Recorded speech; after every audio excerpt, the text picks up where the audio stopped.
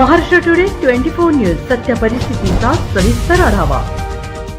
पंढरपूरमध्ये घडलेल्या घटनेनं महाराष्ट्रावर शोककळा पसरली आहे। एका विहिरीत पिकअप पडल्यानं 14 जणांचा मृत्यू झाल्याची प्राथमिक माहिती आहे। पंढरपूर तालुक्यातील म्हसवड पंढरपूर महामार्गावर तांदूळवाडी गावाजवळ पिकअप गाडी विहिरीत पडून मोठा अपघात झाला। या अपघातात 14 जणांचा मृत्यू झाला असून सर्वजण पंढरपूर तालुक्यातील रांजणे गावचे असल्याचं समजतंय।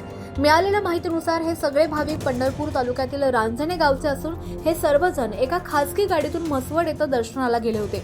देवदर्शन करून परत येत असताना हा अपघात घडला। खरं तर या घटनेनं संपूर्ण राज्यात हळहळ व्यक्त केली जाते। या घटनेची माहिती मिळताच पोलीस, वैद्यकीय अधिकारी, बचावकार्य पथक त्या ठिकाणी पोहोचलं असून वाहन बाहेर काढण्याचं काम सुरू आहे। विहिरीला कुठलीही संरक्षण भिंत नाही। हा अपघात ज्या ठिकाणी झाला ती विहीर रस्त्याच्या अगदी 20 ते 25 फुटावर आहे। या विहिरीला कुठलीही संरक्षण भिंत नसल्यानं गाडी थेट विहिरीत गेली।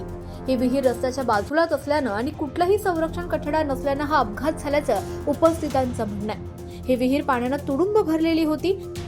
या अपघाताची माहिती मिळताच संपूर्ण प्रशासनाचे अधिकारी तातडीनं घटनास्थळी पोहोचले असून मदत कार्य सुरू करण्यात आलंय।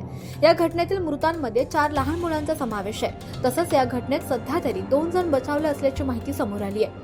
घटनास्थळी मोठ्या प्रमाणावर लोकांनी गर्दी केली असून मृतदेह पाहून उपस्थितांच्या डोळ्यात मात्र अश्रू येत आहेत। दरम्यान या घटनेवर बोलताना सोलापूरचे पालकमंत्री जयकुमार गोरे यांनी आपली प्रतिक्रिया व्यक्त केली आहे। या अपघाताची चौकशी करून दोषींवर कडक कारवाई केली जाईल असं देखील ते म्हणाले।